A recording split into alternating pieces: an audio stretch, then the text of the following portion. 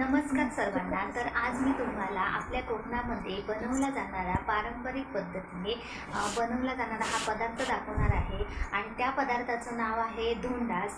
तर हा काकडीपासून बनवला जातो आणि या सीझनलाच बनवला जातो।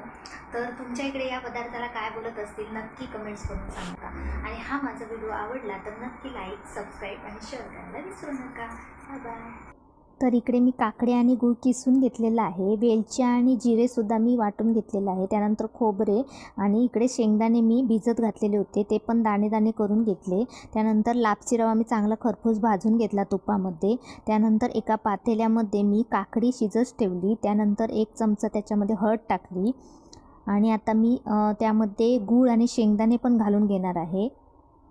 ते बघा व्यवस्थित असं आपण शेंगदाणे आणि गूळ घालून घेतल्यानंतर 1 चमचा मी त्यामध्ये मीठ टाकणार आहे, कारण कोणताही गोड पदार्थ करताना मीठ टाकल्यानंतर किंचितसं मीठ टाकायचं, त्यानंतर टेस्ट देखील छान येते त्या पदार्थाला।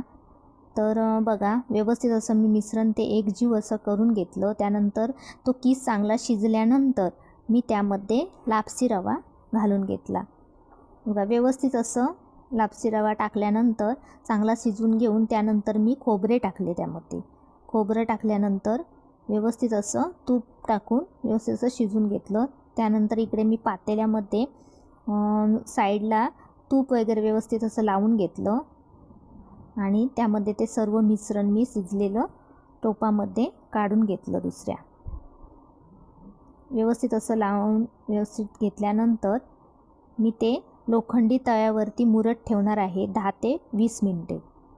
सकाळी उठून मी ते बाहेर काढल्यानंतर बघा मस्त असा आपला कोकणी केक तयार झाला। हळदीची पाने पण मी घातलेली होती त्यावरती, त्यामुळे टेस्ट देखील छान येते आहे हळदीच्या पानांची। बघा मस्त असे आम्ही तुकडे करून घेतले। बघा वा, मस्त अशी रेसिपी तयार झाली। तुम्हाला आवडली असेल तर नक्की लाईक करा।